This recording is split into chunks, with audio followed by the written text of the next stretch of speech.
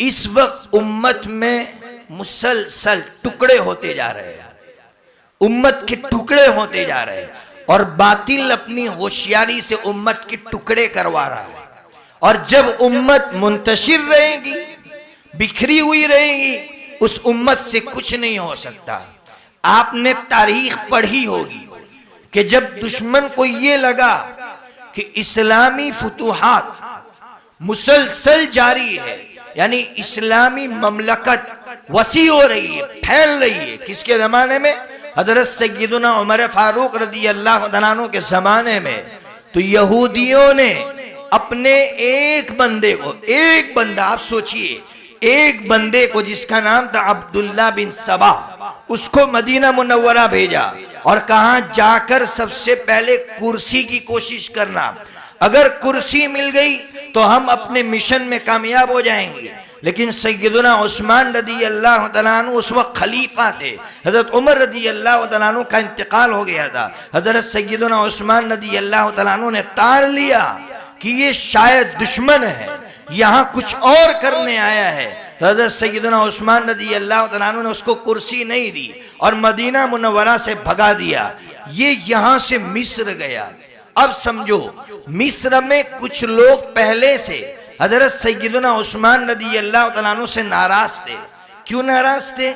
इसलिए नाराज थे कि उनके दिमाग में ये बिठाया गया था कि हजरत उस्मान अपने रिश्तेदारों को कुर्सी देते हैं, दूसरे लोगों को कुर्सी नहीं देते। अब ये वहां मिस्र गया और मिस्र जाने के बाद उसने एक आवाज लगाई। क्या आवाज लगाई? कि ए मुसलमानों, बताओ आका के बाद कौन खिलाफत का हकदार होगा? आका के बाद इस मनसब का हकदार कौन होगा?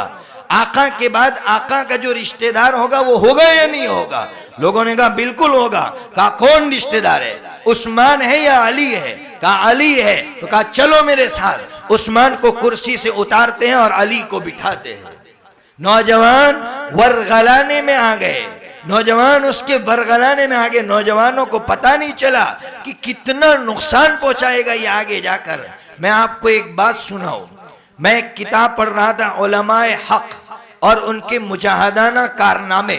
हजरत मौलाना मोहम्मद मियां रहमतुल्लाह अलैह की ये किताब है, अल्लाह अकबर। उस किताब में उन्होंने लिखा है कि दुश्मन ने अरब नौजवानों को वरगलाया कि तुर्कियों को कुर्सी पर से उतारो, इसलिए कि दुश्मन डर गया था तुर्की के लोगों से कि यार ये लोग जब तक रहेंगे ना, हम कभी गालिब नहीं आ सकते हैं। तो गालिब आने के लिए एक ही तरीका, उनको उतारो। अरब नौजवान उनके वरगलाने में आए हैं। जब मैं ये बोलता हूं आप शायद सुनेंगे तो आप कहेंगे ऐसा भी हुआ है। जब अरब नौजवान और उनका लश्कर हरम पाक के अंदर मताफ में पहुंचा है, तुर्की फौज वहां खड़ी थी, इन्होंने तुर्कियों पर हमला किया। तो तुर्की के लोगों ने, तुर्की की फौज ने यह कहा हम रोजे से है, हम रोजे से है, आप हमें मार डालो, हम तुम्हारा खून इस सरजमीन पर नहीं बहाएंगे। आप सोचिए, उस पाक जगह में खून बहाना नहीं चाहते थे। उन अरब नौजवानों ने उन तुर्की फौज के नौजवानों के गले में, हलक में पानी डाला ताकि इनका रोजा टूटे और फिर हरम पाक के अंदर उनको शहीद किया। ऐसे ही थोड़े हालात आए अरब पर, ऐसे ही थोड़े मरे हैं ये लोग। अल्लाह ने ऐसे ही थोड़े इनको तड़पाया है। जब उन्होंने हरम पाक में तुर्की के फौजियों को तड़पाया था और रोजेदारों को तड़पाया था और उनके मुंह में पानी डाल डाल कर उनके रोजे तोड़े थे, तो फिर अल्लाह रब्बुल इज्जत की तरफ से जब इंतकाम की हवा चलती है तो कैसी चलती है, अल्लाह ने तारीख हमारे सामने रखकर हमें बताया। बहरहाल आए लोग, हजरत उस्मान रदी अल्लाह तआला अन्हु को घेर लिया। हजरत उस्मान रदी अल्लाह तआला अन्हु कह रहे हैं मैं तुमसे लड़ना नहीं चाहता, मदीना मुनव्वरा में खून बहाना नहीं चाहता। हजरत अली कह रहे हजरत आप इजाजत दीजिए तो हम इनसे लड़े। कहा नहीं, मैं लड़ना नहीं चाहता। बिल आखिर उन्होंने हजरत सैयदुना उस्मान रदी अल्लाह तआला अन्हु को शहीद किया। हजरत अली रदी अल्लाह अन्हु को बिठाया। कितने चालाक था दुश्मन। हजरत अली रदी अल्लाह तआला अन्हु को कुर्सी पर बिठाया और उम्मत को ऐसा लड़ाया 4.5 साल तक हजरत अली रजी अल्लाह तआला अन्हु खलीफा रहे, लेकिन 1 इंच भी मुसलमानों ने फतह हासिल नहीं की। आप सोचे कि अब तक मुसलसल फुतूहात हो रही थी, इसलिए कि मुत्तहिद थे। 4.5 साल आपस में लड़ने में गुजरे हैं, जमीन की 1 इंच के बराबर भी मुसलमानों को फतह नसीब नहीं हुई।